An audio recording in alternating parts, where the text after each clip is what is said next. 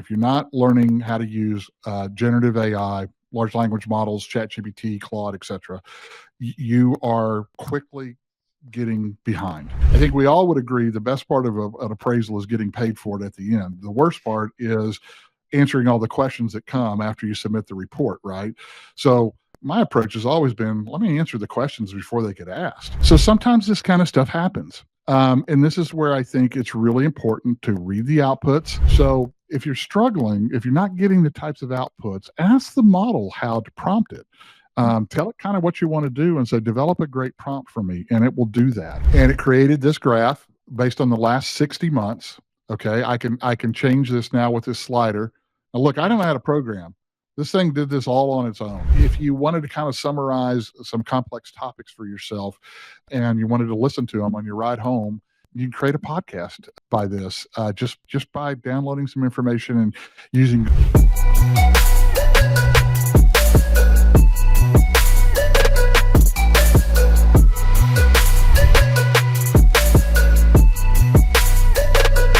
Episode 27 of Market Moves with Mark and Jeff.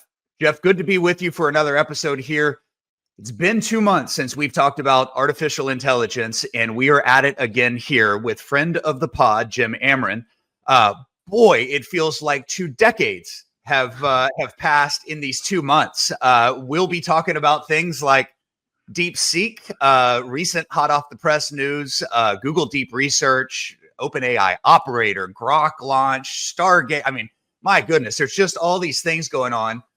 Love to hear Jim's opinions on those things and what he's seeing, and go over a lot of ChatGPT examples and reports and things, especially as we have the GSE announcements of market condition increase analysis. So, Jim, welcome back to the pod. Really glad to have you on.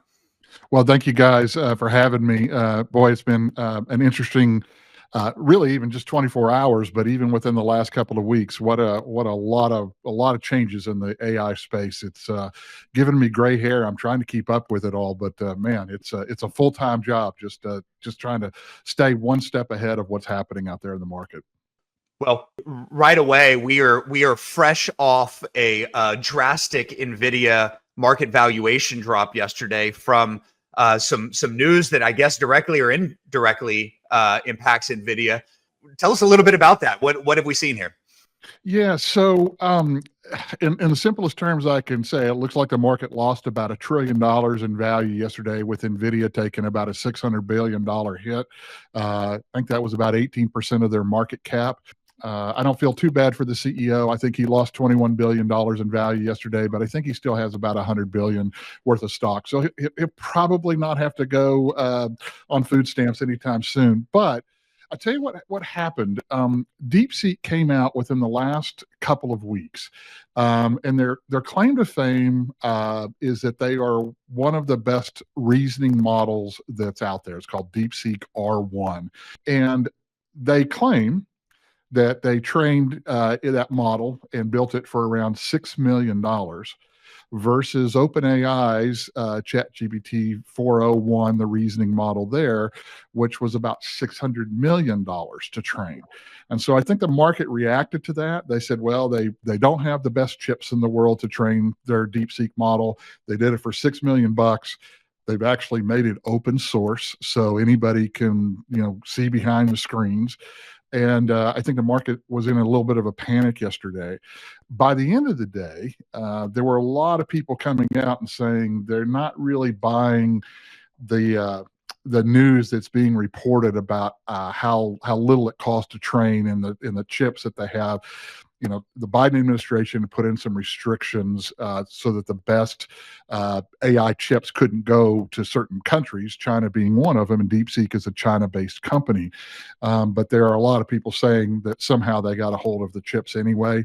And so there's a little bit of speculation about how real all that is. But here's the reality. DeepSeek is available. It shut down yesterday for a little while because there were a bunch of people trying to hack into it and so forth, but I think it's back up and running today. It's a free model. It's pretty darn powerful. There's a website you can go to called LM Arena, and it always ranks, these chat bots. There's so many different ones. We know about ChatGPT and Claude and Gemini, but there are literally hundreds of these models out there, and DeepSeek is at the very top in almost all of the categories. That said, Mark, Jeff, I'd say, I've been cautious about it. When I first read about it, I used a fake email account that I have. It's not a fake email account, but it's one I don't use very often. It's one that terminates after like 20 days, because I was a little nervous about it being a Chinese company. I read the terms of service. It says that you can turn off sharing so that it doesn't learn based on your information and all that. But so far, I haven't been able to figure out how to turn all that stuff off. So I've been a little careful about how I've used it. That said, it's kind of a fun time to be around, because I think what it's doing is leveling the playing field. It's forcing all the other folks to kind of get a little bit more, forward thinking and so forth in what they're doing. But it was a disruptor yesterday for sure. I think time will tell if it's able to continue that. But boy, what a bad day for people in tech stocks yesterday. So there's good news and bad news in that. But that's kind of the uncliff note version of what happened yesterday. Well, Jim, that's interesting. I heard, or I was listening to an article from the Wall Street Journal this morning, and they had a little bit of analysis about this Nvidia, aspect. And one of the things that they were saying is that Nvidia, basically had said, well, yeah, but DeepSeek was still running on our chips, even if they weren't the very highest end, most powerful chips. And for a time, they were highlighting at least a bit of a loophole where the export restraint on chips focused on a particular factor, but they were able to kind of juice up the other parts of the factor, for the chips that were going out for a while. So they aren't necessarily the very top end, but they're pretty capable. And it was still powered by NVIDIA. It's not like there was some other player out there in the space that was powering even the training on DeepSeek. Is that your understanding? Yeah, I think so. And I'm not a tinfoil hat kind of person, but I understand that, look, in the geopolitical world we're in right now, winners and losers matter. And China is definitely trying to get the upper hand on the AI space. It's been kind of a US based deal. I mean, there was a French company called Mistral that has a pretty good LLM, but it's basically been a US based thing. And China's not going to sit back and allow us to kind of take the lead on that. So I think there's probably a lot more to this story that'll come out in the coming weeks.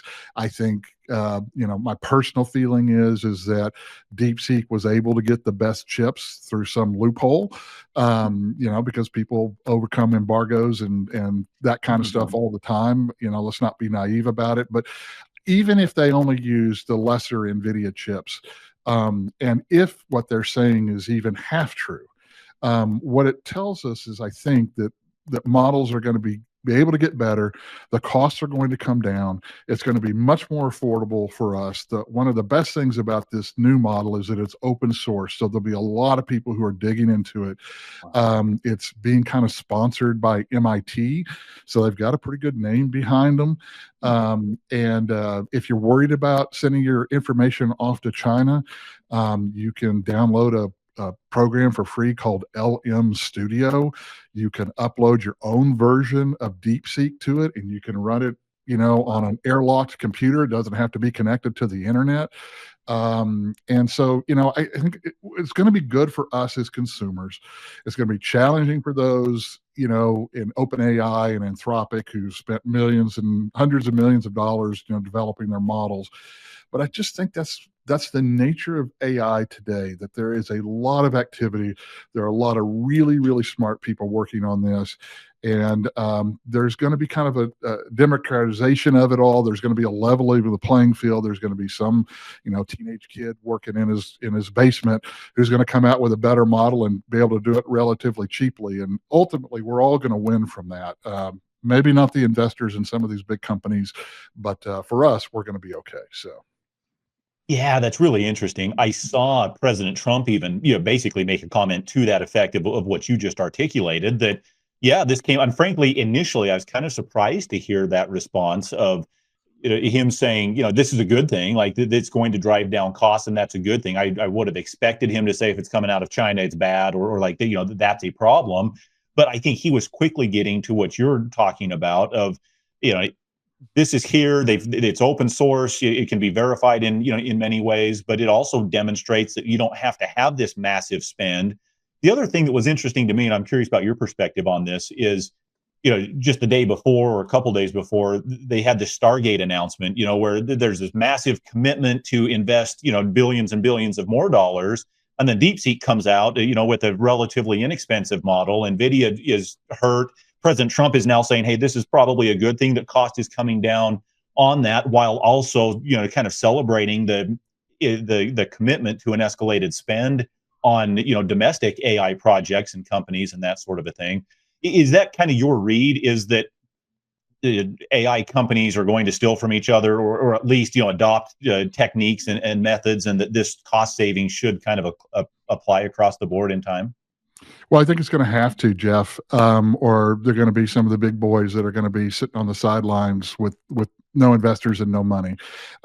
If DeepSeek did what they said they did, if they were able to develop an incredibly powerful model for 6 million versus 600 million, let's just cut that in half to 300 million.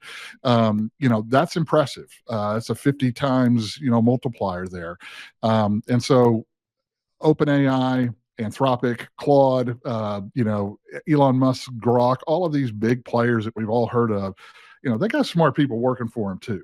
And if somebody else was able to figure out how to do this at a lesser cost, those big guys are going to figure that out too. The Stargate project, is also another really interesting thing. I mean, it was kind of, one of the campaign promises, America first, and that doesn't mean isolationism. It just means, hey, let's take care of our people. And while the federal government's impact on that $500 billion project, I guess we'll have to wait to see what happens.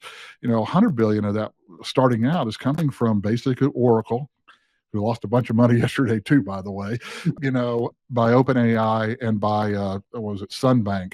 And so, I mean, that's a serious commitment. And I think that's just going to be good for all of us. Infrastructure is going to have to be built out. There are going to have to be better uses of electricity and new ways of generating electricity. All of that should at some point flow down to us as consumers as well, not of just of these products, but of people who use, computers and power. So I'm optimistic about it. It's an interesting time to be around. I don't think I've ever experienced something where there's been this much change. Literally, I mean, OpenAI kind of came out in November of 22, and here we are sitting in January of 25. A little more than 2 years later, and the world is just remarkably fast changing. So it's good stuff, but I'm a bit of a skeptic.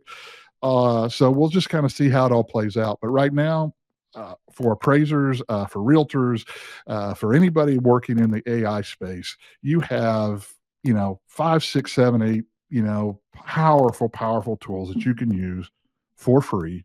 Man, level up your skill set, figure out how to use this stuff to make yourself more efficient. That's the exciting part for me. Just a lot of really good stuff that normally we would probably have to pay hundreds, if not thousands of dollars for. So it's a good time to be in this space. That's what I would say. Well, it's a fascinating landscape, and just as a fan of business, Jim, I watch what all is happening and what all the players on the field are doing. Man, I just don't know how I would play the game, but I saw Alex Karp, I think it is Alex Karp, the CEO of Palantir, who had suggested that the large language model is ultimately a commodity, and it is the add-ons that are going to be the value creation. And that he's been into AI before. It's cool, it seems to me, not November of 2022. Well, and then I saw someone else kind of talking about DeepSeek as it relates to Apple's sort of absence from artificial intelligence, suggesting that their bet is this race to the bottom.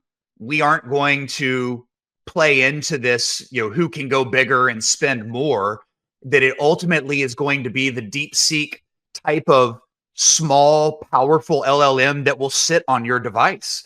So I think these are just really interesting. Everybody's experimenting and learning on the fly here, but you kind of got to bet the company all the way through on whatever you think is the right play.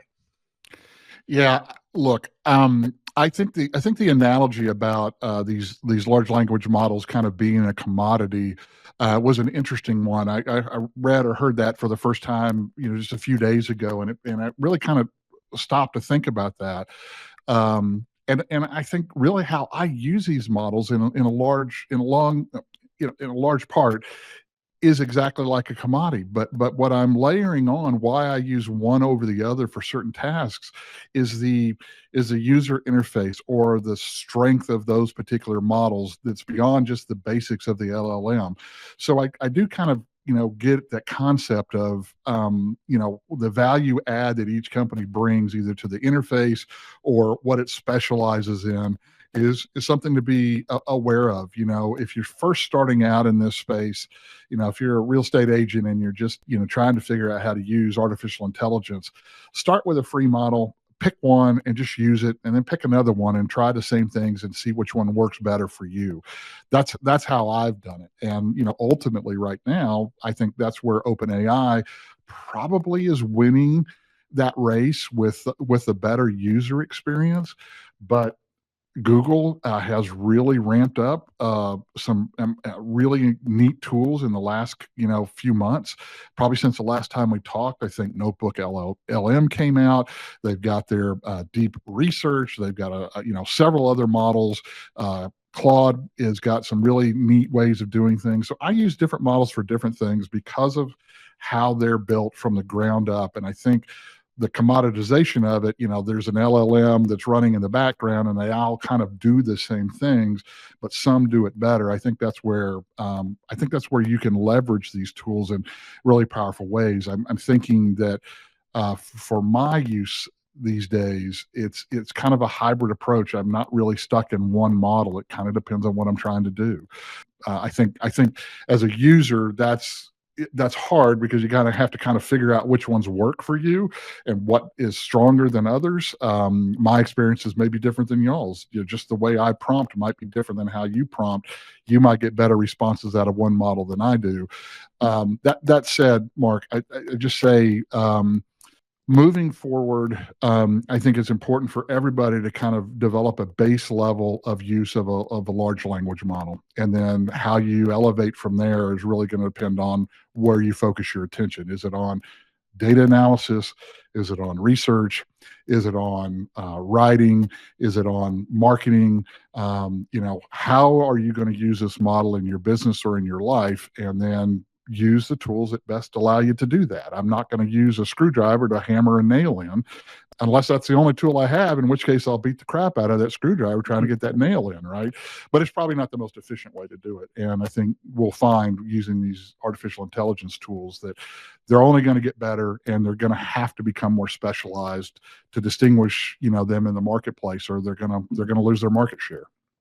Well, two more pieces that I think are relatively new. You mentioned Google, and I think people were frustrated with them being so far behind early on as OpenAI released their products. I think about the SEO business, search engine optimization business. I mean, the last 15 times I've gone to Google, I have not made it past the Gemini recommendation at the top. I can't imagine what that's doing to the SEO business. It's transformational. So a little bit of comment on what Google's doing, because I saw, at least listened to a demo of what Deep Research is doing. And as I was listening to that, and I don't know if you're familiar with it, Jim, but the verbal demo that I listened to was more similar to an appraisal analysis, like an extended appraisal analysis than the simple prompt, get a quick answer back. And so that was interesting. I'll stop there with Deep Research. Any experience with that? Yeah, I've used a lot of the Google products, probably more so in the last month than I did in the prior 2 years. I do agree with you, at least initially and early on, they were a little bit behind the curve. OpenAI really came out and everybody was kind of trying to play catch up with them. Anthropic was probably the next big player with their Claude product, and but Gemini, Bard, they've gone through different names and all of that. And even still, even with the Google products, it's hard to keep up with them. Maybe I'll demonstrate here later, but I mean, just you go to the Google AI Studio, and you've got 10 or 15 different models that you can pick from, and it's not easy to figure out what's the best one. What's the next one in the iteration, because the numbering and the naming systems are horrible. All that said, Google has really stepped it up, and their deep research product is really different than OpenAI's ChatGPT 4.0, which is the free model today.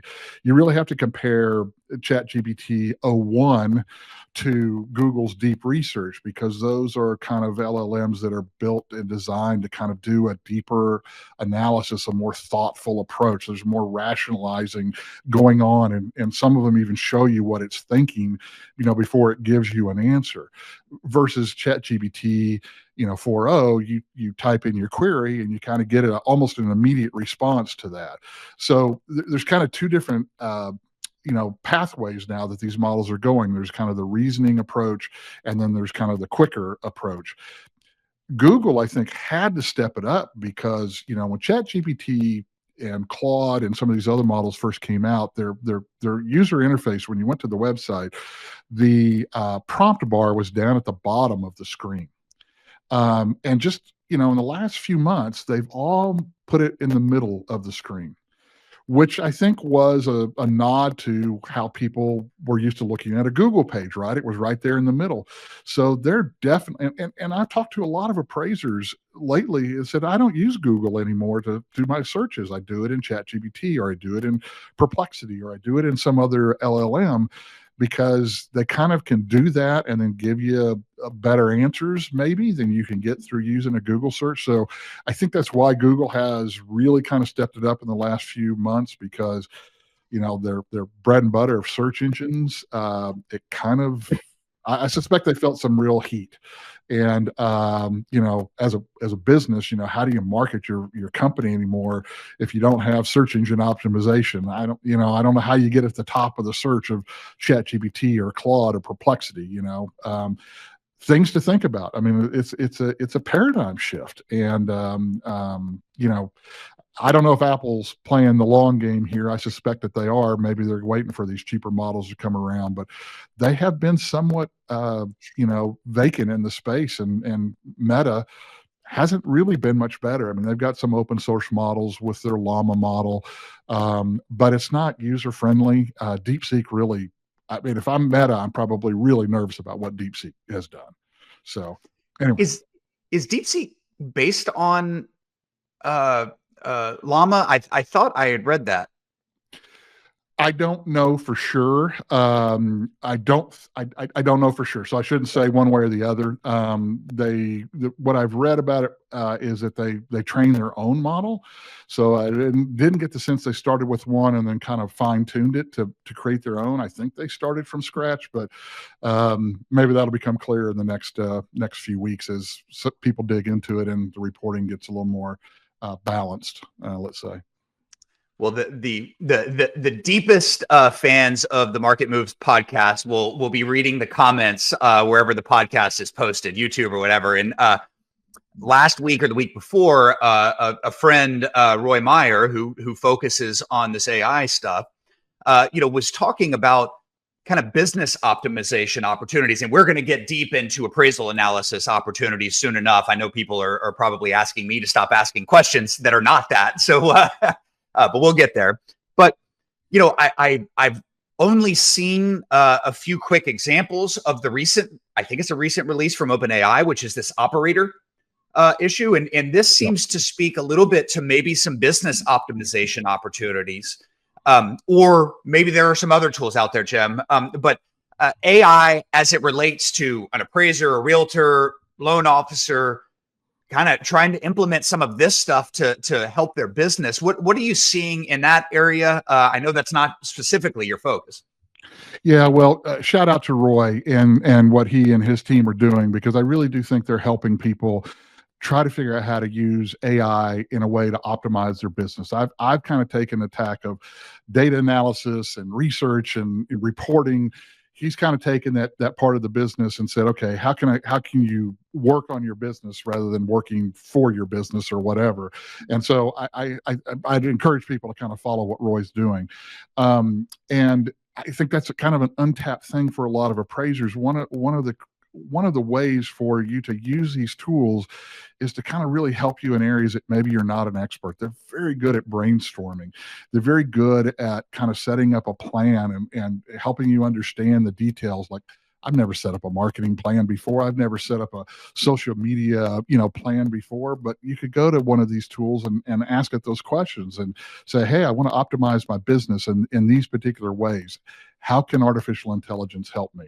And then just kind of have a conversation with kind of an expert to do that. Roy and his team can help you with that. Mark, you mentioned the operator portion of ChatGPT. It's part of today. It's available today. It's part of the $200 a month plan through ChatGPT. So I have not played with it myself yet, because I just can't quite stomach the $200 a month fee for that. But everything I've read about it says that it's going to be coming to at least a $20 a month version at some point, and it may even be available for the free version in the coming months. What it does, and I think this is where 2025 is going to be a really interesting part of AI that I haven't really talked about much yet. It's just this idea of an agent, and so operator is kind of an agent. What does that mean in plain English? You can give the AI a task to do, then go off and do whatever else you want to do. Go read a book, go have lunch. In the background, this agent is actually doing all of the work for you. It's clicking on web pages. It's filling in your passwords. If you're brave enough to give it your credit card, I mean, like, you could say, I need a flight to Las Vegas, on these dates. Go find me the best deal and book me a ticket.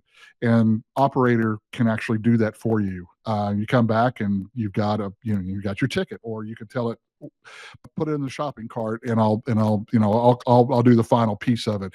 But what it allows you to do is a kind of a step-by-step behind the scenes. It uses the multimodal capabilities of artificial intelligence. So it looks at what it sees on the screen, and it kind of takes over your computer and is actually behind the scenes clicking on the appropriate boxes and filling in all the appropriate things and analyzing that information. And when it gets stuck, it figures out how to correct itself. I think in 2025, we're going to start to see a lot more user-friendly, easily accessible agents. Operator might be out of the reach for some people right now at $200 a month, but if you can figure out a way to leverage it powerfully, a $2,400 a year assistant is pretty cheap. And so there's a lot of ways, and I'm just trying to think about how I could use that tool to leverage it to make it worthwhile. So I think it's right there on the horizon. The operator, every video I've seen, every demo I've seen of it is really, really impressive. For some things, I'm just trying to figure out how an appraiser or how an agent or a loan officer might be able to use those tools in a meaningful way. And once I kind of crack that code, I'll start putting out some content on it. But it's exciting to see, and I think that's really where the push is in 25, is these agents. If you haven't heard that term before, you're probably going to be sick of it by the end of 25. And operator is just one of those. There's other more accessible models that are out there that I've heard about, but I haven't experimented with them too much yet.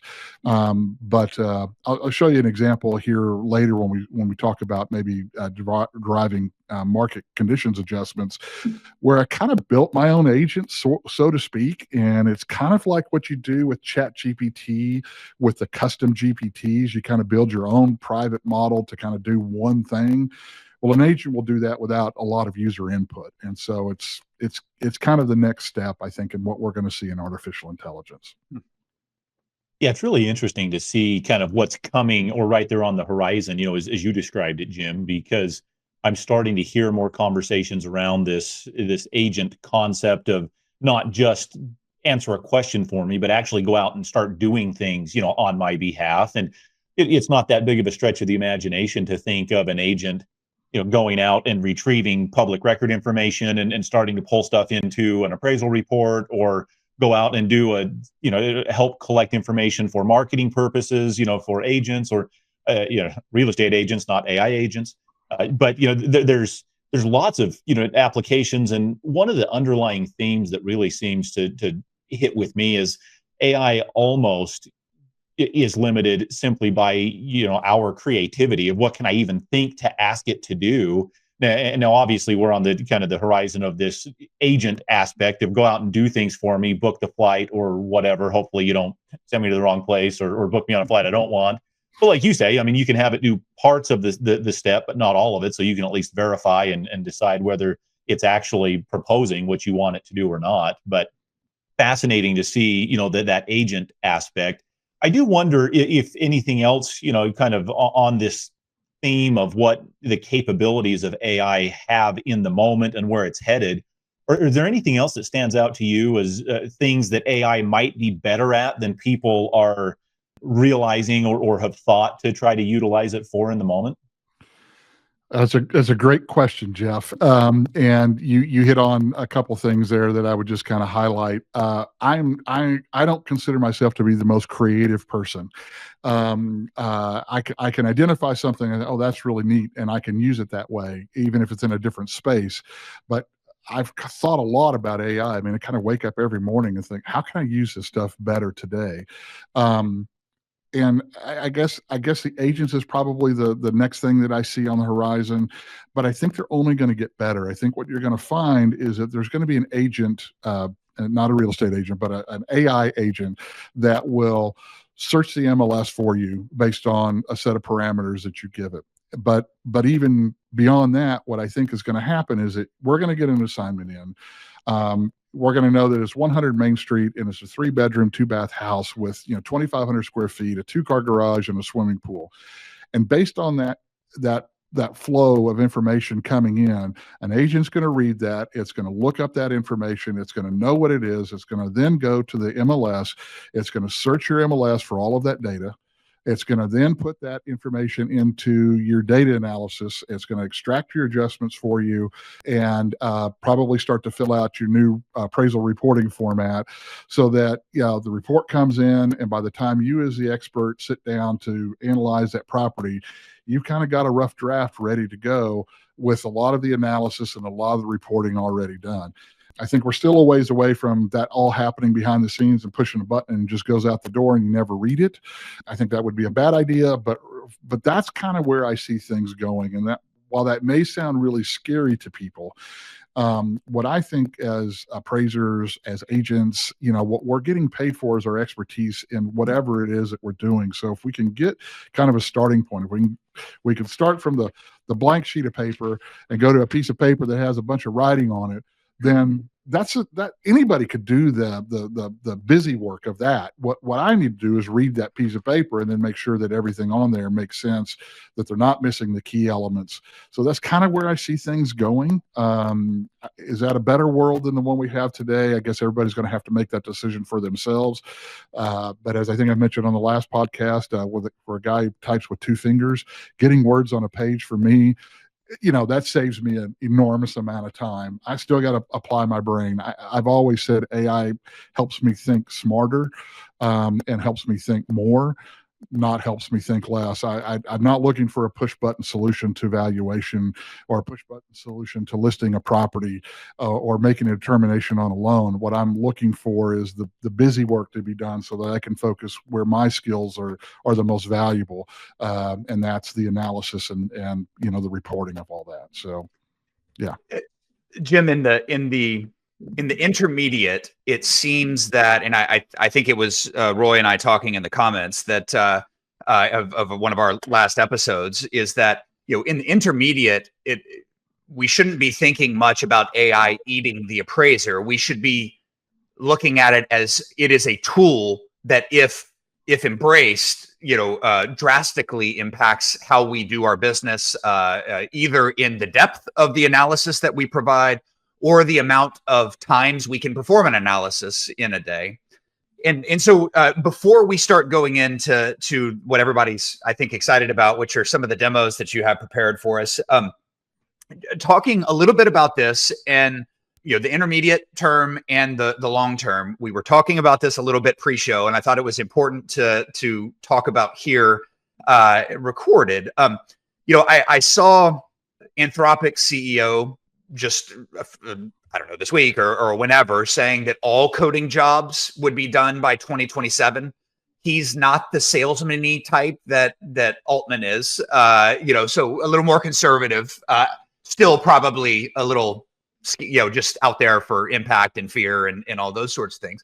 Coding's probably a little bit, on some levels, a little bit more low-hanging fruit than other professions that are out there. So I guess, Jim, long term, where do appraisers fit in this? What is the proper level of fear that helps motivate us, and then to do what? Motivates us to do what? Set that up for us. Okay. There's a lot to unpack there, but let me try and make it as simple as I can. If you are not presently learning how to use these models for some elements of what you're doing, if you're not learning how to use generative AI, large language models, ChatGPT, Claude, etc., you are quickly getting behind. So learn how to use these models. Don't be afraid of them. Just use them. They're not perfect. Probably in some of the demonstrations I'll show today, there'll be a hiccup. But that's really important, and I'm almost kind of glad that there's hiccups because, Mark, you mentioned the comments from Anthropic's, CEO, that coding jobs are going to be gone by 2027. I kind of chuckle at that in the same way that I chuckle that appraisal jobs are going to go away because of artificial intelligence. I can look at the output of an artificial intelligence model when I'm trying to do some appraisal analysis, and I can suss out where it's good and where it's not so good. Whereas somebody off the street who doesn't have any appraisal expertise would look at that and say, "Oh, that's great." Just in the way that I use artificial intelligence to help me code things, hey, at the end of the day, it does what I want it to do. But I have no idea if that code is the most elegant way to do it, if it's the most efficient way to do it. I don't know how to kind of tweak that code to make it better. So yeah, it can do a lot of coding. I'll show you an example where I developed a program to do home price indexing based on I'll say it, Zillow's data. But I don't know if that's the best way to write that code. I think good coders are always going to have a place. I think good appraisers are always going to have a place because you're leveraging your subject matter expertise in a way that a non-expert cannot. But where do we go from here? What are you doing? You have to just get your head out of the sand and you have to start paying attention to this stuff. AI is going to be used by appraisers. It's already being used by appraisers. I see a lot of appraisers out there talking at conferences and writing articles and all of this. This isn't just a Jim Amorin thing and a Roy Meyer thing. There are a lot of people using this stuff, and they're finding interesting ways to use it to make their jobs easier, more efficient, allowing them to think more, think better, provide a higher value for their client. But the way they did that is it just rolled up their sleeves and started using these models. And so you need to start doing that. I think the next thing appraisers are probably going to have to do is they're going to have to upskill their data analysis sets, whether that's through some basic statistics or, even developing your own algorithms. I haven't quite got to the developing my own algorithms phase, but I'm definitely trying to remember all the things I forgot in high school and college statistics, and using those kind of tools. In fact, a couple of examples I'll show you today are using just those very things, just some basic statistics. But that's what our clients are asking for. Not to jump the gun here, but the Fannie Mae has come out and said by February 4th, lenders are going to have in the appraisals they receive support for market conditions or time adjustments. I think that's just the first shoe to fall. It's from there they're going to say, well, I want support for location, I want support for size or bedrooms and baths or conditions and quality. As an appraiser, if you have been doing good analysis up to this point, and you've been doing it without AI, why would you be afraid of using a tool that can maybe help you do that quicker or better, right? If you haven't been upskilling and you haven't been providing that type of analysis to your clients, then today's the day to start learning. Go to OpenAI, get a ChatGPT account for free, and just start trying to figure it out. I love it. I love it. I think there's actionable advice there. And, Jim, what occurs to me is I'm watching this and I'm listening to you and your advice. ChatGPT's launch in November of, I think you said 2023? 22. 22.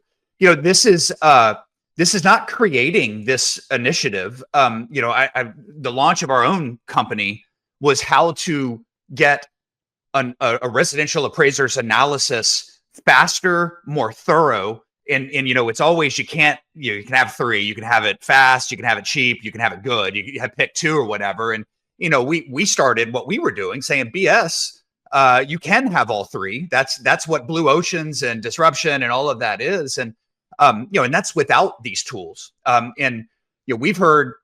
We heard just a few episodes ago, Danny Wiley saying, do I think there are going to be less appraisers needed? And his answer was, man, I kind of wish this wasn't my thought. I think if I was just reading his internal monologue, but yeah, he thought that. I've thought that for a long time.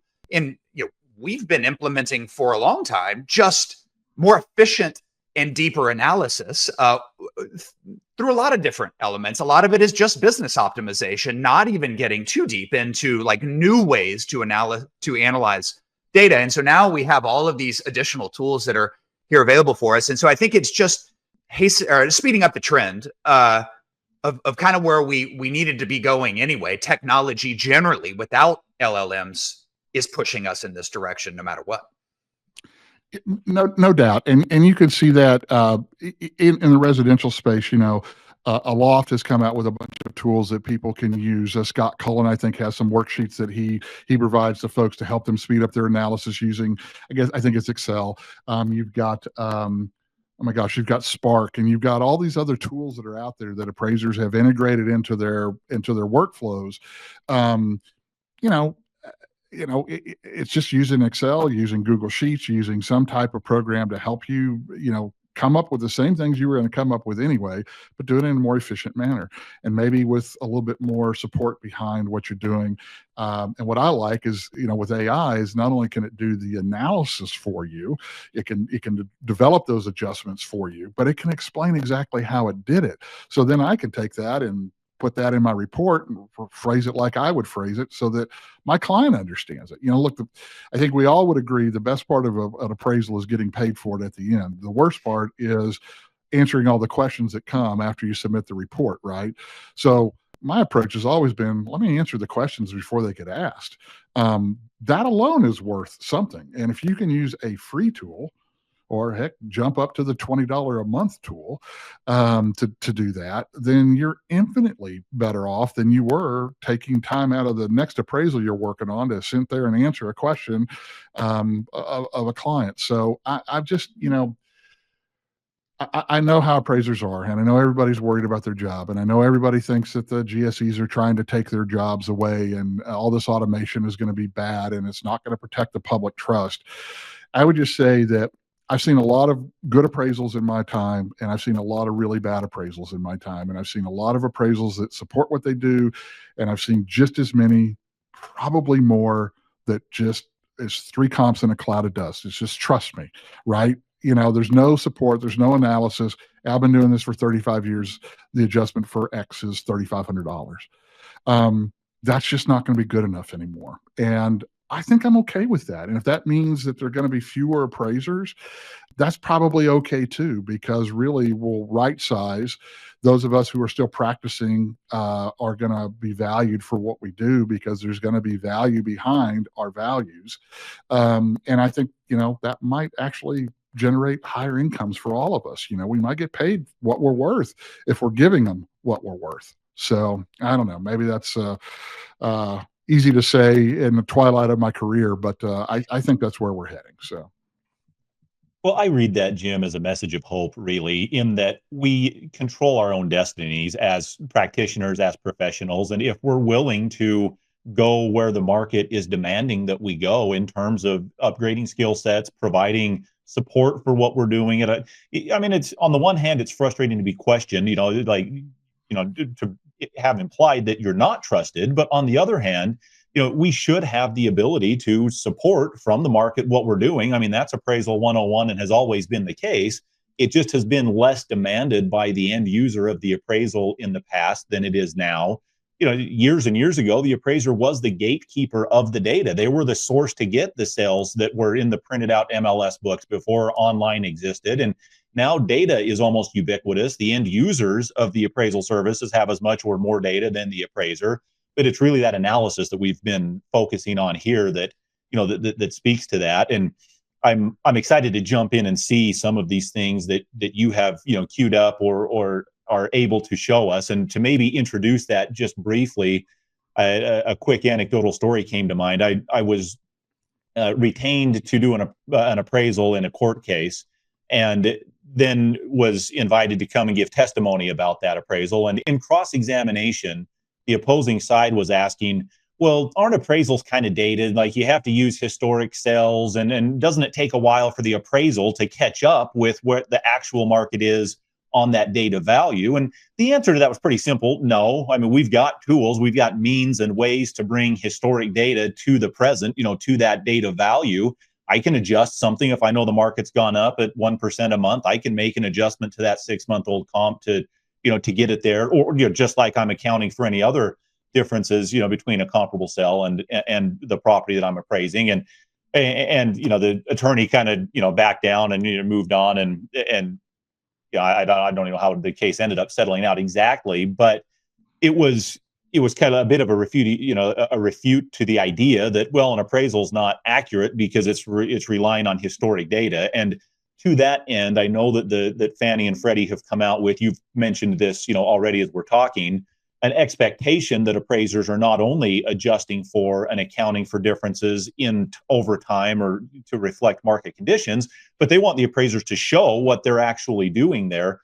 I would love for you to kind of dive into that, and then if you're ready, show us a little bit of that that home price index model that you referenced that can help to illustrate how can that actually be done. In their announcement, Fannie put out this chart that showed values going up and then retreating a little bit and then back up again. And the point they were making is that in the same appraisal report, you might adjust one comparable sell up for market condition changes, you might adjust one down for market condition changes, and you might not adjust a comp at all, depending on what the data is showing and where it falls on this timeline. I'd love to see what your perspective is and what you've kind of developed to help tell that story accurately. Yeah. Okay. Well, let's get into it, and let me see if I can get to the right screen here. Let's just start here. You guys tell me if you can see a ChatGPT screen on your screen there. There we go. Okay. So, Jeff, you're exactly right. The GSEs have kind of said, hey, whether you make an adjustment or not, you need to support how you came up with adjustment or how you didn't come up with an adjustment.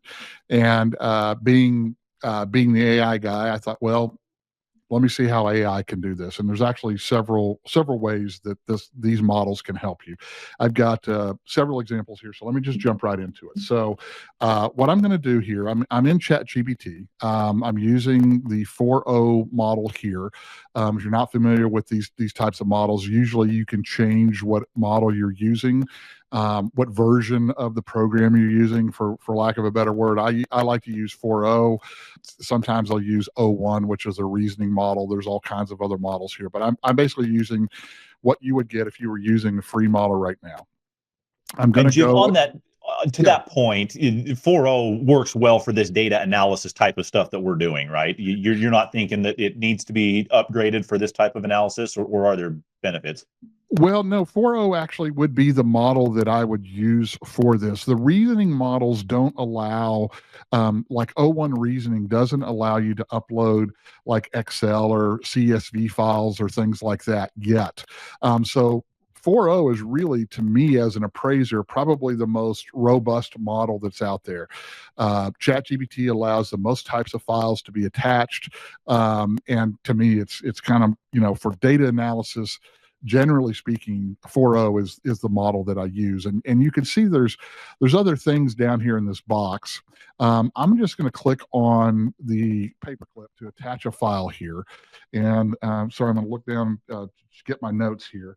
Jim, so I'm going to go ahead. As you're doing that, something is occurring to me that I've not said. I was just answering some commenter questions on Spotify and iTunes. We have really designed this podcast thinking about YouTube and distribution on YouTube because of the video presentation. So any that are listening on Spotify and these others where video isn't presented, at around the 45-minute mark, please come jump to YouTube where you can see, watch Jim demo what's going on here along with the audio. Okay. Yeah. Thanks, Mark. So what I've done here is I've taken a set of data that I downloaded from an MLS. And so I've got an Excel spreadsheet here. It could be a CSV file. It could be a text file. Heck, it could probably even be a picture of data of a spreadsheet if you wanted to. But I like to just upload it as whatever format I get it in. This is just an Excel file. And I've typed in a prompt here. This is the instructions that you're giving the model. I say, please carefully analyze this data and determine the changes in prices over time. Display the information on a scatter graph showing a linear trend line of the best fit. Display the regression equation on the chart. Can you show the x-axis as dollars and not in scientific notation? And can you show the x-axis as dates monthly with a month, year format? And then I said, make each data point blue. So I've kind of told it what I want. I want to do an analysis of the data, plot it out, and give me a regression equation to show me what's going on there. So I'm going to hit the enter button. If you can see my screen here, it kind of took that data set and analyzed it real quickly. You can see I've got comp number, I've got an address, the type of financing, the date of sale, sales price, etc. Okay, and it's still thinking. It's analyzing the data down here, and in just a second, if all goes well, it's going to pop up a scatter graph, or there are other names for that are escaping me right now. You could do this in Excel. This is probably what, if you're using a third-party piece of software as part of your appraisal report form, it'll do this kind of stuff behind the scenes. But all this really did was take the data, it plotted each of the points as a blue X here. I asked for a blue dot, but it did it in a blue X. Okay, that's fine. It plotted the sales price. Now, this is one of those things where I think it's important to double check the output. See, it did plot it as dollars, but it didn't format it the way that I wanted it to. I actually wanted dollar signs in front of that, so I can tweak that here in a minute. But it plotted out all the sales. It drew a trend line through those sales. All that is a least squares regression. What that means in simple terms is it draws a line between all of these data points that minimizes the distance between each point and the line. So if this line is the minimum distance between all of these points. And what it does is it plots the equation up here on the top. So if this was my data set, if this was my neighborhood that I was using in my appraisal report, and I wanted to show people what had happened with time, with prices over time, the prices are changing by about $302 per day within this particular data set. And let me minimize this for a second. It tells us all that. It says a scatter graph represents the customizations that I asked it to. And I could stop right here. I could take this image, I could download it, I could put this in my appraisal, and I could say, I've adjusted all the comps at $302 per day. Some people like it as percentages. So just in the interest of time, because I don't type fast, I'm copying this from another document, and I'm just going to say, please rerun this analysis on the attached data set. Also include on the chart the annual percentage change in values, because some people like percentages versus dollar amounts. So it's going to redo that, and pretty quickly here, hopefully, it's going to give us a new picture. While I was thinking about that, Jim, I'm Yeah. noticing that some of this stuff you have copied and then pasted in. I would imagine that that retaining prompts that you find work well and then utilizing those again, for a new data set, is probably better than trying to prompt come up with original prompting every time you go through a process like this. Is that accurate? Yeah, I think so, Jeff. I don't. My source of my prompts that worked well is just looking at the history. I'll go back to something that I was doing before, and then I'll open it up, and it'll have my prompts in there, and I'll just copy and paste directly. But right now, I've got what you don't see here on the screen, and I'm happy to share this document with you guys. Is just a Word document where I have these prompts already set up. And of course, this morning, ChatGPT is working slow because everybody's working on it right now. If this continues to run a little bit slow, I'm gonna go to a saved version of this to kind of show you what's happening here. Okay, so it reran the analysis, and what it didn't do is what I asked it to do. I asked it to put a percentage on this chart. And unless, oh, there it is. Okay. See, yep. Way over. Okay. I didn't see it. I thought it was going to put it on the chart. So I put it way over here. So prices are changing. This shows at minus 5.97%. Okay. That's not right. How do I know that's not right? Because when I look at this over here, this line goes up. And that means prices are increasing over this time frame. I also know that it's an upward adjustment because the regression equation here, this number right here is a coefficient, is telling me that's a positive number, even though it's in red, it's a positive number. So let me say you missed the boat on this. Prices are increasing, yet you showed a negative percentage. Try again. And I mistyped negative, but that's okay. Let's see what happens here. So sometimes this kind of stuff happens. And this is where I think it's really important to read the outputs, apply your knowledge to them. You're thinking, well, Jim, if I got to go through all this work, why would I use artificial intelligence? I assure you this is still faster than doing it in Excel. And if you want to double check what's happening in Excel, then you've got another backstop here. This is going to take a little bit of time. So, Jeff and Mark, if you're okay with it, yeah, it still shows this negative number here. So I don't like that. So I might have to mess with this. And again, this is the dirty underbelly of artificial intelligence. Sometimes it works really well. Other times, especially when it's slow like this, I find sometimes that it kind of burps up a little bit. So here's the analysis on that same data that I had done before. And I said, please rerun the analysis on the attached data set. Please include the chart on the percentage on the chart. And this one got it right. This one showed that prices were increasing by about 13% per year. Okay. So if you're doing a monthly change, divide 13 by 12, you get about 1 point whatever percent, and it shows that. But I wasn't satisfied with that. I wanted to do a little bit more. So I gave it another prompt here. I don't know if you guys can see this. Let me make this a little bit bigger. I said, please add to the chart as green filled circles comps number 5, 8, 23, 32, and 45. These are actually the comps that I was going to use in my appraisal. So this is the neighborhood data, but I also wanted to see where my comps that I was going to use in this appraisal showed up on this chart.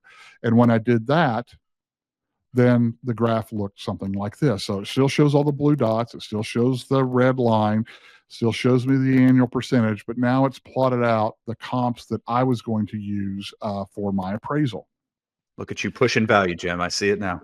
Yeah. Well, these just, yeah, exactly. But now, if you looked at the Fannie Mae chart that Jeff noted earlier, they kind of showed a similar chart, and they showed this one's below the line, this one's above the line, and so you might be thinking, well, I need to adjust these comps down, and I need to adjust this comp up. And I think it was one of the big mistakes about the Fannie image that they gave, it was not explained very well. I think the way they displayed it, it tried to show that some of these are going up and some are going down. But the way this regression model works is that this takes all of the data and it applies, a daily or a percentage adjustment. Because what we're trying to do is figure out what the value is over here on our effective date. And this comp, actually, if we apply the proper percentage to it, it's actually going to be higher. So I did that in here. I said, if my data value is 126.25, what adjustment would be necessary for the green comps? And I asked to provide a table of that information. And the first try, it didn't do it. Okay, it didn't give me what I wanted. So I asked it again. I said, hey, give me a better prompt for this because you're not giving me what I want. So, for example, comp 45 sold less than the current trend line, which would suggest to me an upward adjustment. What do you do with that? And it came back and it gave me this detailed explanation of a better prompt, and then it gave me an example of a prompt to use. So if you're struggling, if you're not getting the types of outputs, ask the model how to prompt it. Tell it kind of what you want to do and say, develop a great prompt for me, and it will do that.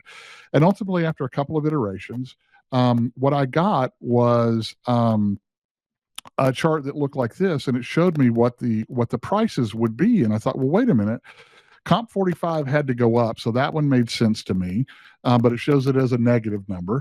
And over here, it showed a few other comps that were being upward adjustment, and I thought they needed to go down. And as I worked my way through all of that, what I ultimately said is plot out the trend line for the projected value for these comps. So I took comp 45 and I said, project its price out to the effective date. And in case the value did go up, the value went from whatever this number is here to this number right here. Bottom line with this model is that because I'm using regression and I'm using simple linear regression, whatever the formula tells me, whether it's a dollar amount per day or whether it's a percentage, that would be the adjustment that you would apply in your appraisal. You don't have to worry about ups and downs. You don't have to worry about doing a whole bunch of calculations. If you do something like this and you put this in your appraisal report and you explain just very simply that I'm going to adjust $302 a day or I'm going to adjust 12% per year, that's what Fannie is looking for. I was on a webinar just a week or so ago with an employee of Fannie Mae talking about it, and she said, just provide us something. So this is one way to go about it using artificial intelligence. If you're comfortable using statistical analysis, this is an example that you could follow. Jim, I got a question on this topic, and some behind the scenes notes about the show. We had scheduled this, kind of organizing the date around the most recent GSE webinar that you wanted to attend.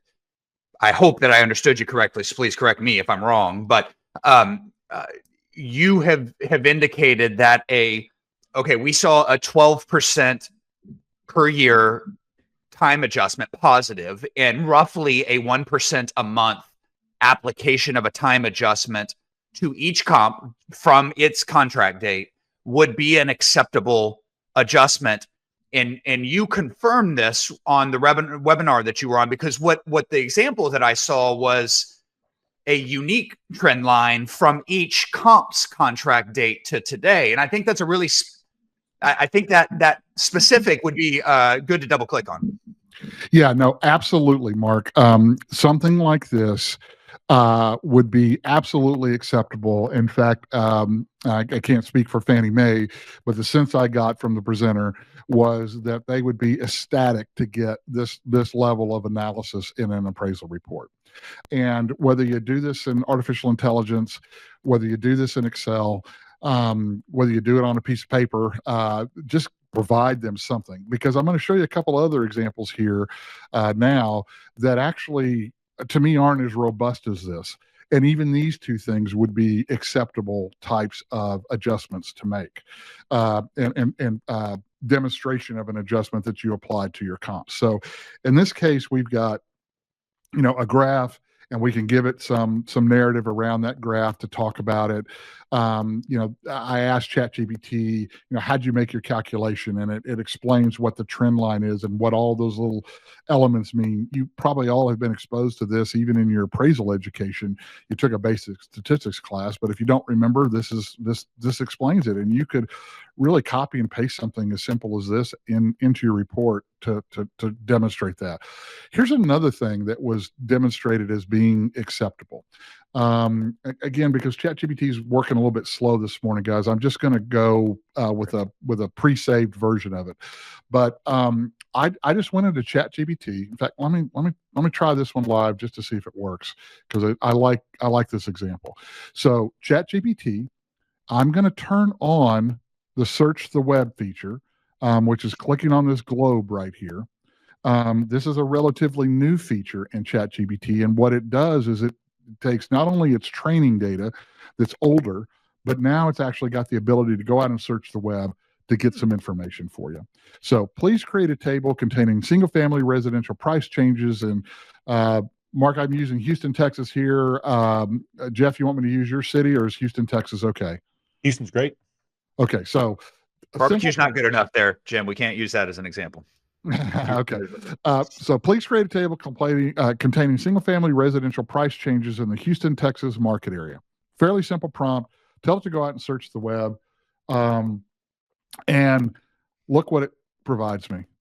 It says, based on the available data, here's a summary of single-family residential price changes in Houston, Texas market area. It gives me the median price in December and in February, the average home value in 24, and the median sold price in December of 24. Gives me what those values are, and it also tells me what the change is from a previous period. So if you didn't do anything else, it looks like the folks from Fannie would accept this as market support. I'd probably use this as a secondary level support. I might graph out my comps like I did before.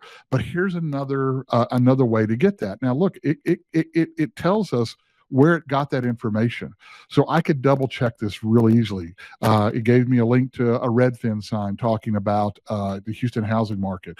Again, the Z word there, but Zillow is one of the things that the FHFA used in their study to say that appraisers weren't doing a good job. So if it's good enough for them to say appraisers aren't doing a good enough job, then I guess it's good enough for us to use to support adjustments. And it also gave us some information from Rocket Mortgage. So if you're not comfortable with that, maybe you want more information.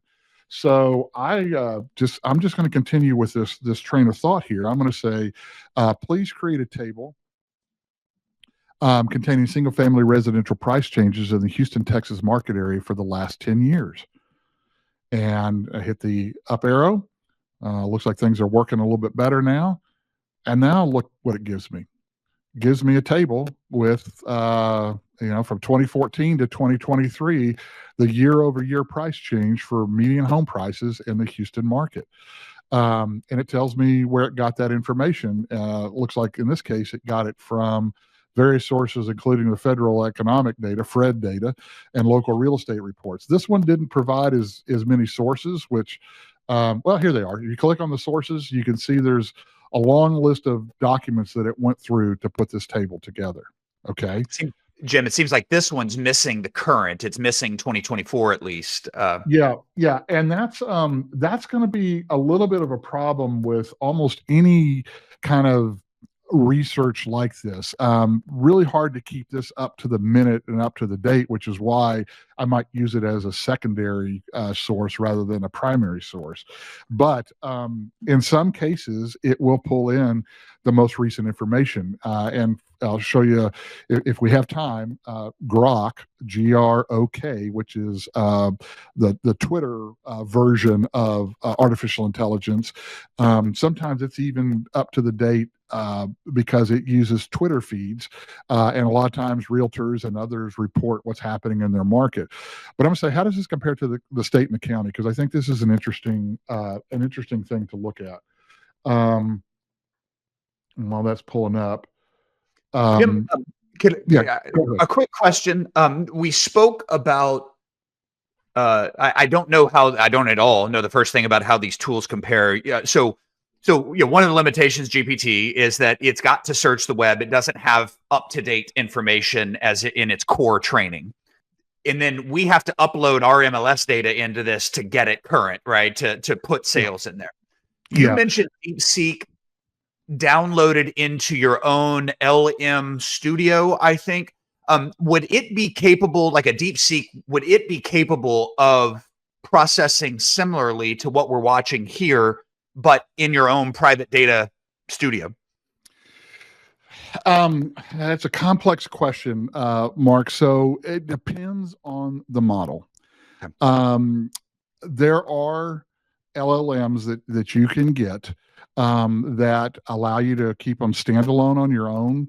You run them off your own laptop or your own desktop and upload your own data sets to it and do the analysis on it. DeepSeek actually, and I'll while we're doing this, let me just show you. Did you see a DeepSeek? Do you see a different screen now? No, we don't. Okay. Let me figure out how to switch over. Maybe here. reshare. Stop sharing. Ooh, lots of windows here. Okay. Present. Share screen. Okay. So this is an example of LM Studio. This is, and I've downloaded the DeepSeek model to this. So this is running just off my laptop, not connected to the internet. And this is where you would type prompts. So the user interface is, not quite as sexy as you may see on the other ones, but this is where you do it. And right here, it allows me to attach files, but because this is in an experimental mode right now, it's not kind of the final version. It only allows me to upload a PDF, plain text, or a Word document. So I can't upload, CSV files and things like that to this model just yet. But Mark, let me go back to what we were doing before. That's one of the great things about ChatGPT. If you have your own data set, you can upload that data set to the model itself and then kind of work through that model directly, just like we did in the first example where I uploaded that spreadsheet. So you can supplement these models with your information and up to date. If you're worried about privacy and ChatGPT, if you come over to your settings, which usually means you got to click on your name over here on the upper right hand corner, and you go to your settings, and then I believe it's under data controls. If you go to improve the model for everyone, if you turn that off, then it doesn't share your information with the model. So that'd be one way to kind of keep it private. But let me keep going here on this one model. So I've just asked it just by words. It gave me some information here on median prices. I said, how does this compare to the state and the county? And it gave me a narrative about how Houston's doing compared to the state of Texas and how it's doing to the United States in general. And I said, well, I want to graph these trends and I want to use the Houston Astros colorways. Again, you're a different, not an Astros fan, then turn away. But you can see it plots out the information here. It should plot out the information here. And it's going to be moody again today. So let me just go over here. It must not like Houston Astros. Let me show you here. Couldn't possibly, right? Okay. So, so it tells us about the state and the country, Texas statewide trends, national trends, comparison to Houston. And then I said, can you graph these for me? And when it first started, it kind of didn't do exactly what I wanted it to do. Showed me what the Houston Astros colorways were, which is nice, but that's not what I asked it to do. So I kept kind of digging in it, and I asked it to give me a visualization. And of course, it's not going to work now, but it plotted this out as a graph for me. Let me try this again. Please graph this information. This is the only reason I don't like going, oh, I know why it's not referencing it. Okay. So here's what I should have done. When I told it to graph the information, I still had it going out here searching the web. So what it was trying to do is find these visualizations on the web, and I should have turned that off. So I'm going to try this again and see if I get a better And so result. in your prompting process, at different moments in it, you can tell it to go to the web and then adjust back in. That's a really interesting tip as well. Yeah, and I learned this by trial and error, of course. But what you're going to find if this works, and again, ChatGPT is working very slow this morning. It usually works a little bit better than this. Generally speaking, whatever is happening in your local market is probably mirroring fairly closely what's happening in yeah, it didn't plot the various points for me. This is the Houston market information. What I wanted was the state and the country on that as well. Okay.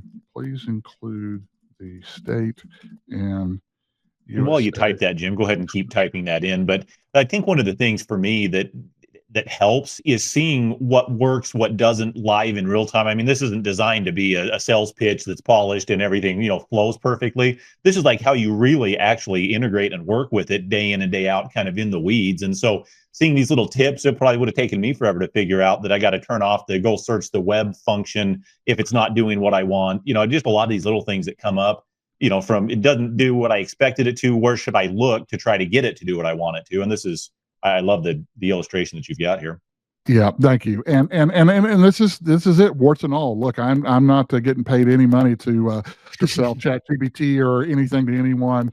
This is my workflow, and this is the real thing, warts and all. But so here I've got the graph. It plotted Houston in the kind of the darker color here. It plotted Texas in the kind of the orange color of the Astros, and then in the gray, this is the median home price in the United States. And what I find interesting about this, and I'll get to the point here in a second, what I find interesting about this is that while they're not on top of each other, they very much mirror each other in terms of what's happening. The changes are very similar, right?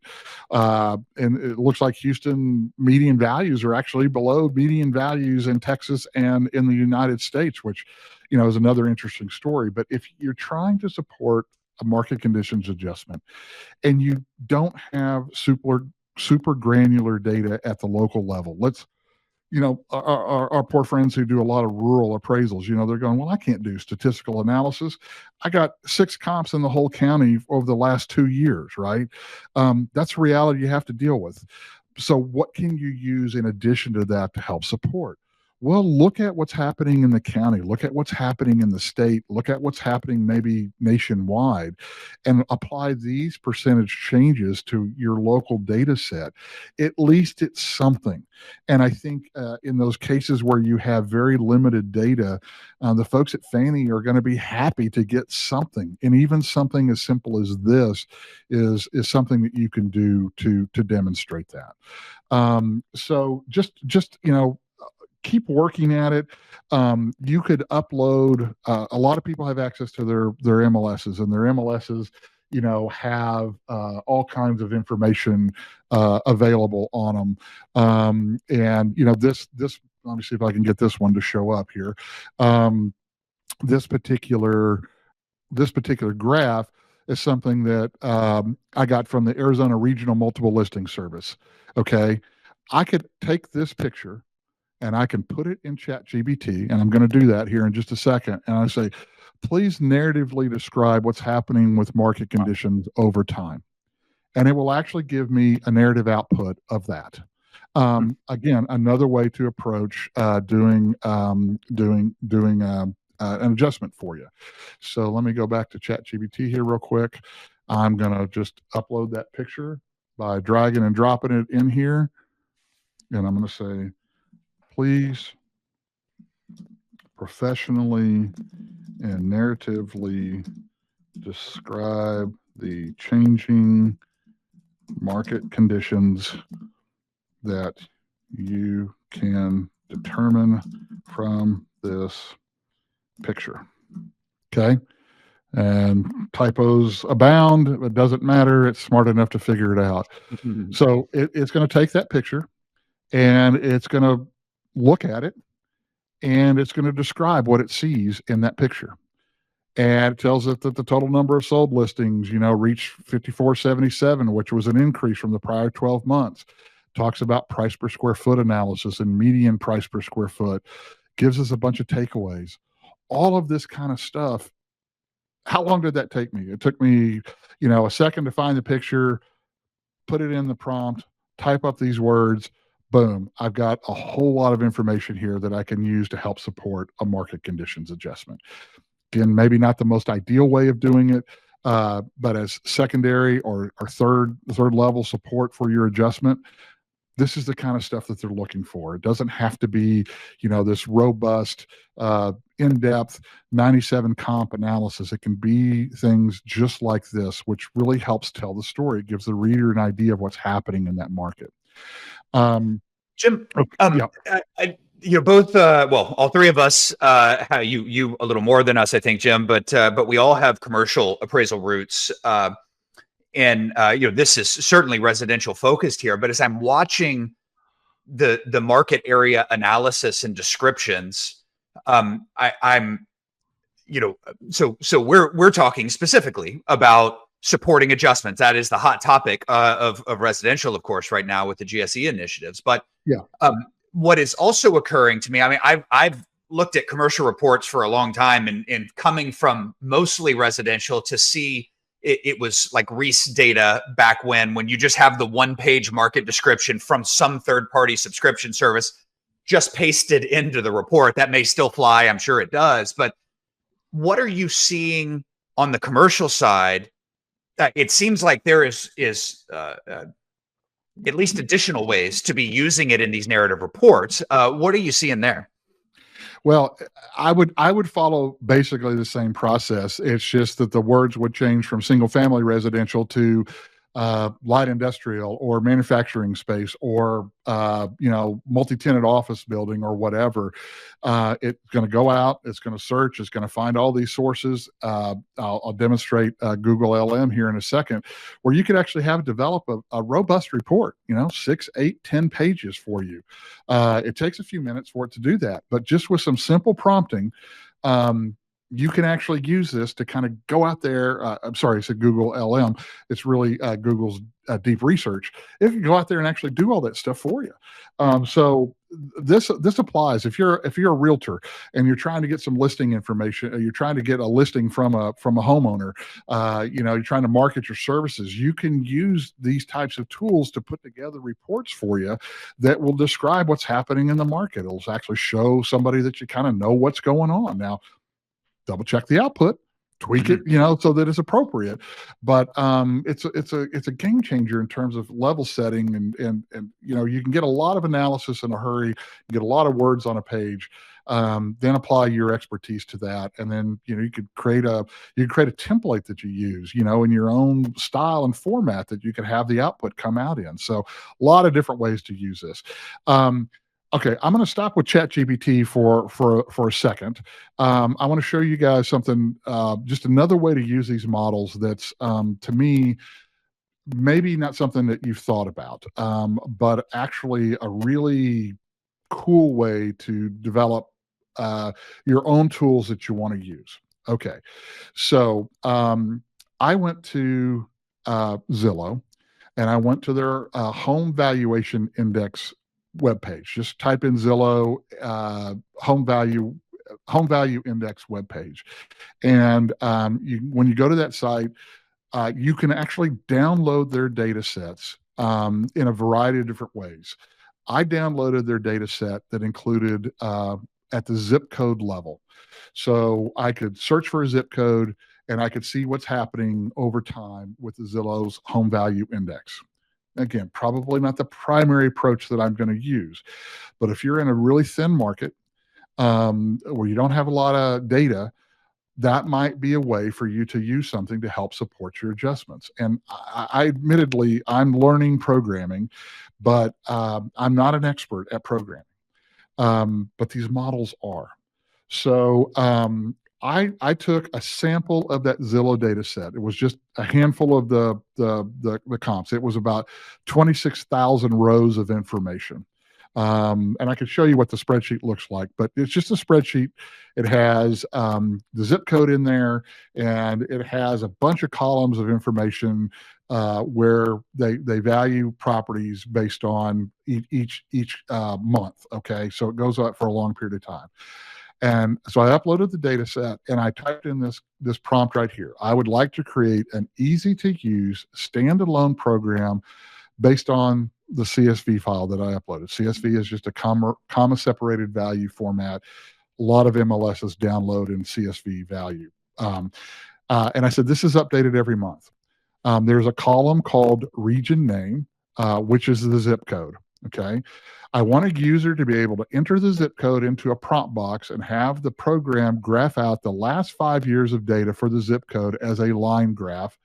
I have other features I'd like to add, but let's start there. A sample data set is attached. The first row is the header row, and the balance of the rows are related to each zip code. The dates are shown beginning in column J to the end of the workbook. Okay, so kind of a mouthful of a prompt there, but basically I want to create a standalone program using this data, and I want to look at the last 5 years and create a line graph. I kid you not, within about 30 seconds, this is what came up. It says, I'll help you create a React component that allows input to a zip code. I don't know what a React component is. I don't care. This is what it came up with. Now, I hope can you see this box on my screen? Yep.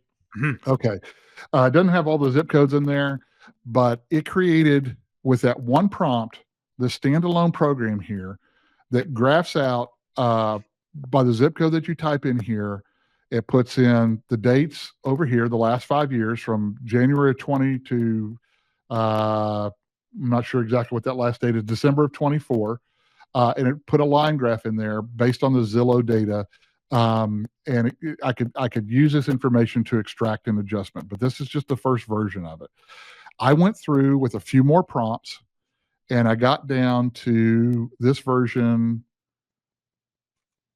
right here. It did everything that I wanted it to do. It was a great little model. And I thought, well, that's great, but how do I take that and use it practically? Okay. So I asked it, how can I get this onto my computer, and how can I get it as an HTML file? Just a couple of more prompts, and let me stop sharing here for a second and show you what it came up with. Sorry for those who are getting seasick watching me go back and forth, but in less than 10 minutes yesterday, I created this little spreadsheet right here, which doesn't look like much to you right now, but this is the Zillow HVI calculator.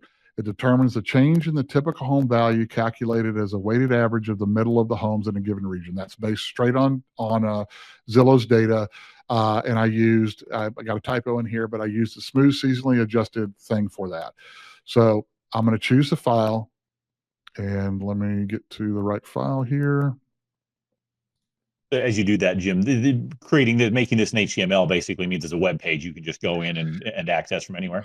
Yeah, and I'm happy to send it to you guys. You can somehow you can figure out how to provide this as a link to your viewers.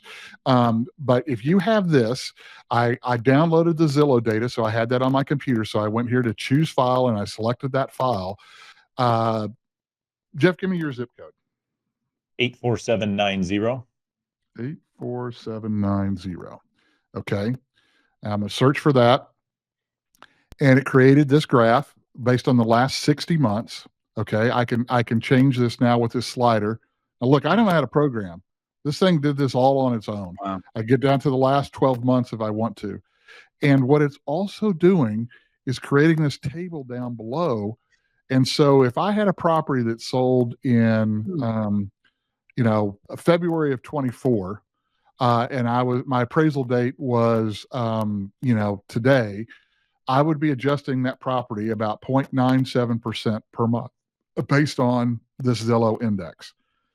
Again, this is something that the GSEs have said they would accept. They would be happy to have a home price index in there to support your adjustments. If you don't have paired sales, if you don't have enough data to feel comfortable doing a statistical analysis, this would be something that you could use. Jim, this is some have interpreted in fact, their example that the GSEs provided was this contract date to current, for each comp, and this is one way to go about doing that. I think that's really interesting. Yeah, and now the Zillow data's got some holes in it. You can see here, there's no data in between March of 21 and June of 21. I don't know why there's data missing. So if your data value is somewhere back in there, maybe this doesn't work. But this gives you a sense, real simply, of something that you can do in artificial intelligence. I uploaded a sample of the data. I told it I wanted to create a standalone program that I can use. And now I don't have to worry about creating an Excel file and then uploading the new data into it each time I go to Zillow and download the data set. I just save it on my computer. I open up this web page and I can do this type of analysis. And if I want, the last 20 months or 30 months, you can change all this. If you know a little bit about programming, you can open up this HTML code and you can change the colors if you don't like the colors. Just this is one of those creative approaches to valuation. Again, I know people are going to probably be triggered by the word Zillow in here. The reason I use Zillow is because I could get it at the zip code level. I'd like to be able to get it at a more granular level than that, but that's what's available. FHFA has a home price index. Schiller has home price indexing. You could probably create your own database of your MLS data and kind of create a similar model. I show this not to impress you. I show this to show you the types of things that you can do with artificial intelligence just very, very quickly. So just and I don't know if you guys want me to show more about that, but that's that model. To me, just a great way of demonstrating market conditions changes over time. And I've double checked the math. It's doing the right things. And this is the entire country. So if you're in a rural market, you could use something like this in absence of having other data or maybe a secondary support. Jim, I'll first on the Zillow thing. I mean, Zillow won the Mindspace award or war, like Xerox did with copying and Band-Aid did with adhesive strips and Kleenex and all. So I people get frustrated, but I mean, everybody, the whole world knows Zillow when they're thinking about real estate, especially the more non-professional, the more they think. And so we should be considering all that, I think. So I'm glad to see that the nuts and bolts of what you have shown, amazing, really, to me. I'm interested in how you got HTML code up and presentable here. Your own website. Is there anything to show as to this was Claude instructing you? Yeah, so let me go back to that and show you, because I've created web pages before, but I am no expert. I use Claude for this entire conversation. Okay, so let me close this down here, and I'll just kind of walk you through relatively quickly what I did. I started with a sample of the data. I uploaded that to a prompt, which this is the prompt. Okay, I'd like to create this standalone program. It thought about it. It gave me this first example here and said, hey, this is a React component. Again, I still don't know what a React component is. I don't care. And it gave me some ideas of some things that it could do. Would you like me to add any additional features? Would you like to modify the styling and layout? Would you like to add more capabilities to it? And I try to be nice to these models. So I say, hey, that seemed to work well. Now can I add features? And this is absolutely, what would you like to add? And it goes through, a bunch of different things that I could add. I looked at those and I said, okay, well, can you add a table below the chart that shows the month-over-month change over the time period shown? And it said, okay, I'll modify that. And it gave me an example of what that looked like. This opens up in a separate window over here. The first couple of times I tried this, it didn't really work right. Okay. But I kept at it. I wanted monthly percentage change from the month to the end of the data set. So I gave it an example. Now for January 2020, I want to see the cumulative monthly change from January 2020 to December of 24. Now that's the latest date of the Zillow data set that I used. I can complicate this some more. They actually do future projections. They do 3 months forward. So I could actually combine those two data sets and not only do it from December 24, but I could actually get some future looking values there if I wanted to. But that's beside the point here. I wanted to keep it simple. So I gave an example of what to do. It gave me another sample of that thing. Okay. I went all the way through all that. I modified it a few more times. I said, hey, this is badass. Thank you. A couple more tweaks. Can we add a slide so I can adjust the start date? So that's where it added the slider to the program, and it did that for me. And then it told me it couldn't find the file. So I said, hey, can you fix this error? And sure enough, it found the error. It fixed it in the code, and I got to this final version, which is this one right here. And it's interesting. It's not showing the final version. I could download this file. It's a React file, and I didn't know how to use a React file, and I wanted to make this simple because I want to be able to send this file to you or anybody else who wants to use it, and I want it to be kind of idiot proof. And not saying that anybody listening to this is an idiot. I'm the idiot. So if I can use it, then I know anybody else could use it. So I just kind of went back in here and I said, hey, look, this is perfect. But the original file was too large to upload to Claude. How can I use this code as a standalone program on my laptop? And this is just like I'd be having a conversation with a computer geek who was helping me, right? Yep.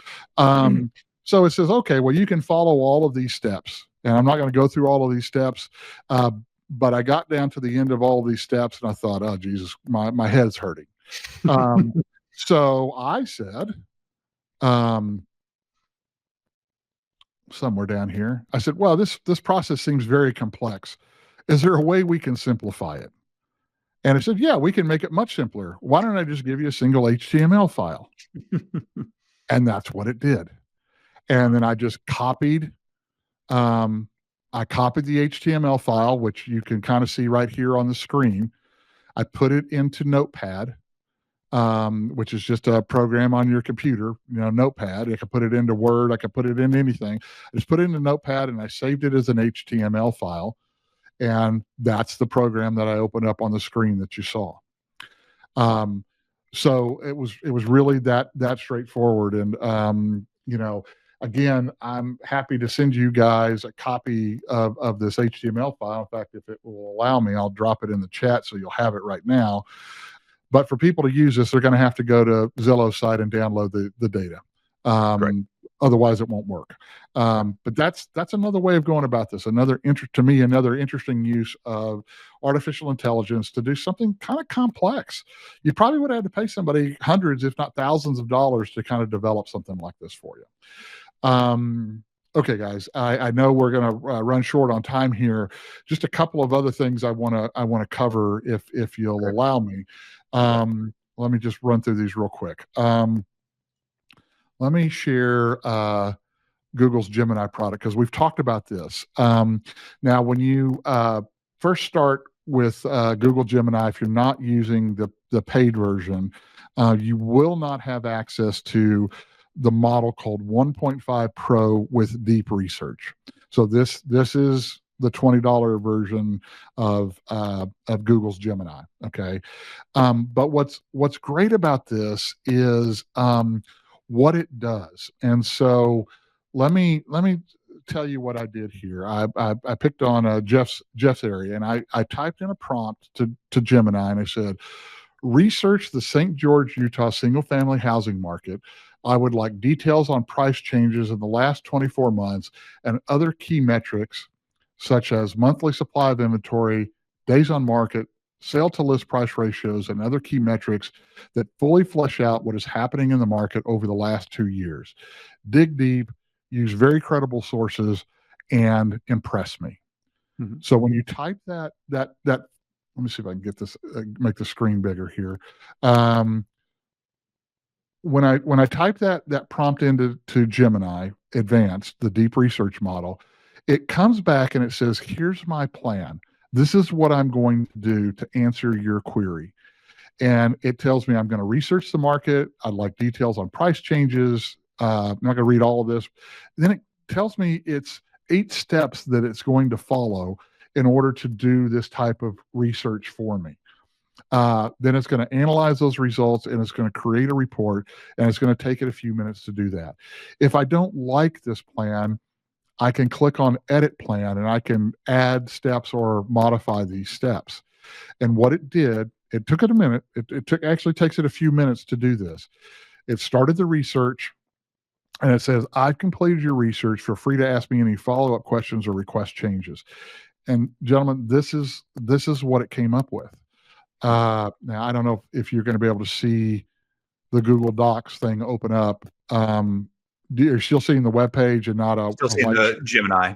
Okay, so what this does, you can open this up in Google Docs, you can save it, you can edit it, but this is what it tells me. It says, okay, here's my executive summary, here's my research methodology, here's the market overview, and it goes through and it tried to do an analysis based on everything that we talked about in the prompt.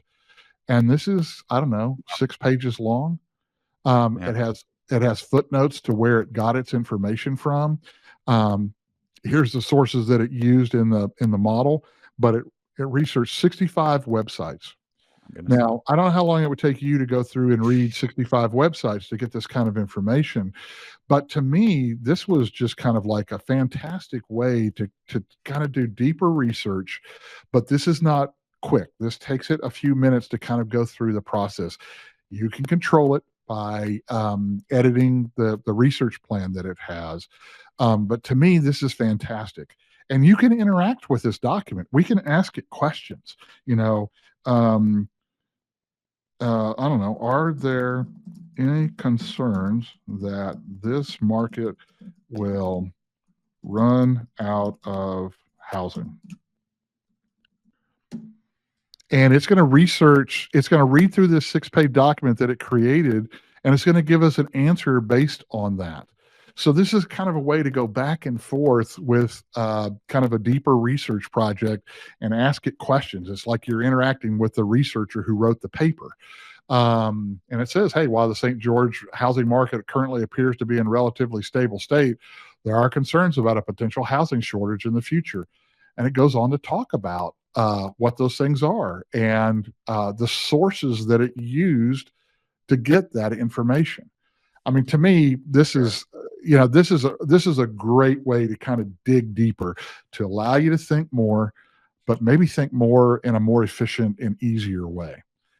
So if you haven't been impressed with Google's Gemini product up to this point, I would say I was in your camp just a few weeks ago.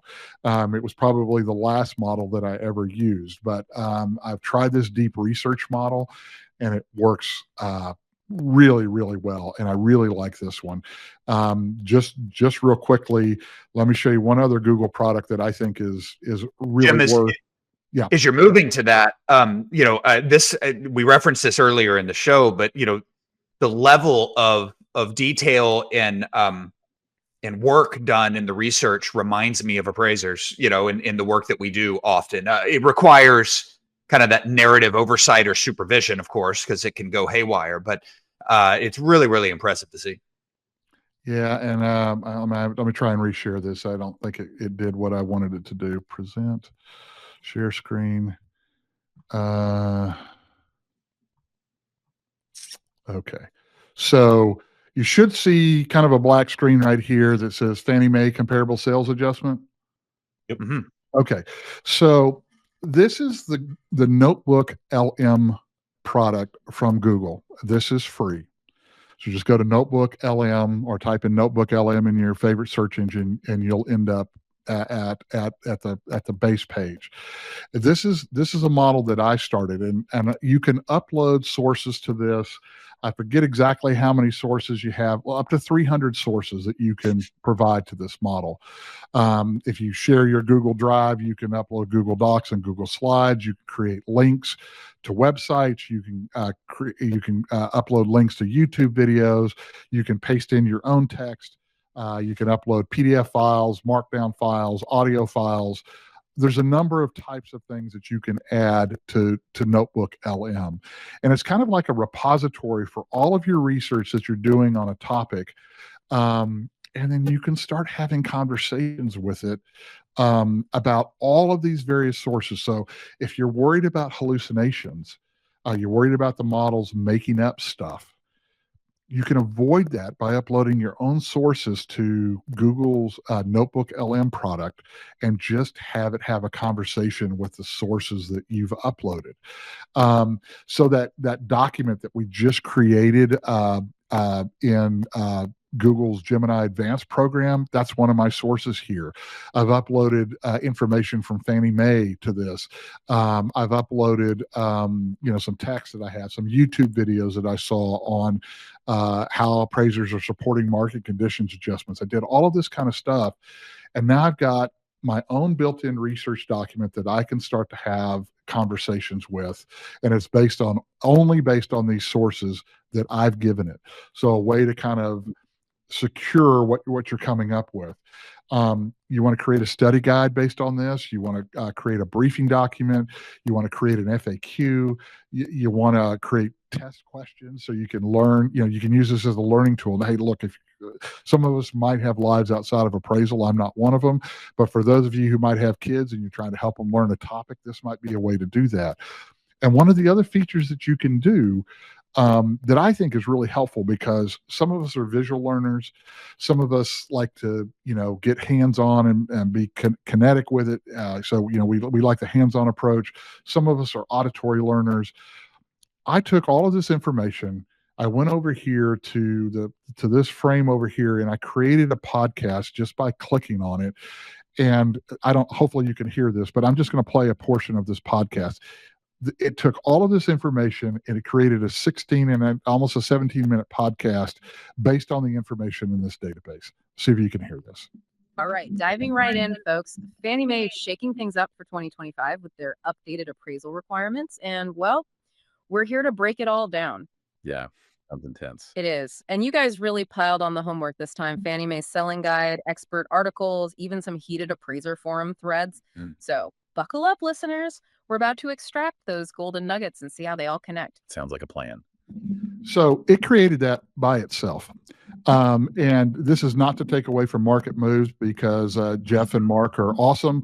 You don't get any video with that. But to me, if you wanted to kind of summarize some complex topics for yourself and you wanted to listen to them on your ride home, you can create a podcast by this, just by downloading some information and using Google LM. I think this is a really great tool to kind of bring a lot of thoughts and ideas together.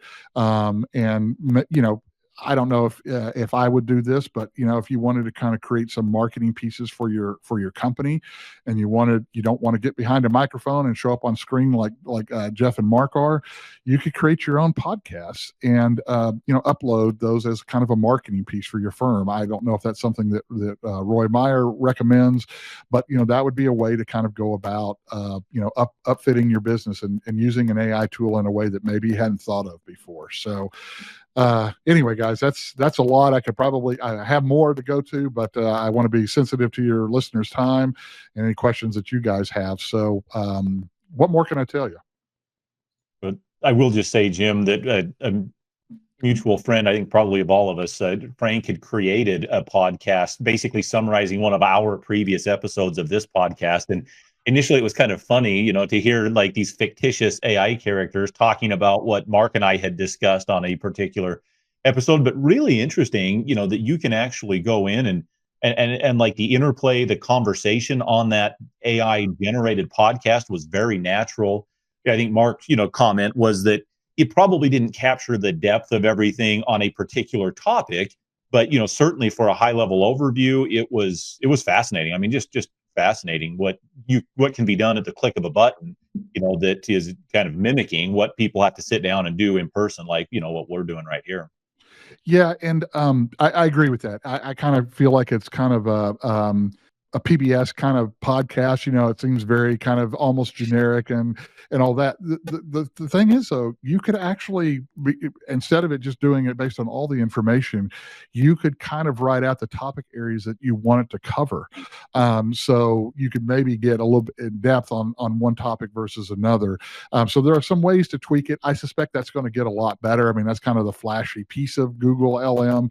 To me, the ability to kind of interact with documents and know that it's only referring to those documents is a great thing. I think you need to be aware of and cognizant of copyright issues, okay? But if you have some documents that you want to work with, the appraisal of real estate or USPAP or Fannie Mae selling guide or VA requirements, upload those to Google LM and have your own conversation with them about and it's only going to pull information out of those documents, so you can be sure that what you're getting is accurate. You do a web search, it may or may not kind of get what you're it may not be the best information, it may not be the most credible sources. So interesting, fun to play with, but again, use some common sense too. Well, Jim, we should have said this at the beginning of the podcast, but you are the author of the Generative Shift, and hopefully selling a lot of copies. And everyone listening, listen to the first episode where we had you on. Look at that! Way to go, Jeff! It's a good-looking book there. Right on cue. A good-looking author too. Yeah, we are very grateful for you kind of sharing your deep research and tinkering with this. And I mean, it's equivalent of a course, a light course on this, and we were willing here to go much longer and deeper into covering. And I think that's thought out, and I think it's worth the listener's time and to support Jim in what he's been doing. Buying the book, I think, is a great way to do that, an inexpensive way to do that and support what he's doing to help. I think we're learning. I love the exploration of what's possible beyond your initial intuition. And I think you've shown a number of those possibilities here and just sort of chasing your curiosities, which is kind of a theme of our show. If you'll have us, you'll continue to be a friend of the pod, and we'll hope to have you back even more to discuss as things are changing so rapidly. Yeah, happy to do it. Thank you guys for sharing your time with me and with your listeners and viewers. This is going to be something that you just have to keep up with. The changes are rapid. It's fantastic for us as users. Next time we talk, I'll have even more ways that you can use this stuff. I think about it every day and trying to come up with new ways, new approaches to complex appraisal problems. But if you're a realtor or an agent or a loan officer, anybody in the real estate space, heck, even in your own personal life, think about all the ways that you can do this. Avoid that argument about what's for dinner. Let ChatGPT figure that out for you. Amen. Well, for Jim, for Jeff, for myself, episode 27 is a wrap. Thank you for the time here, Jim. And let us know in the comments questions what you'd like to see further on these topics or expand further on. Appreciate it, Jim. Thank you. Thank you all.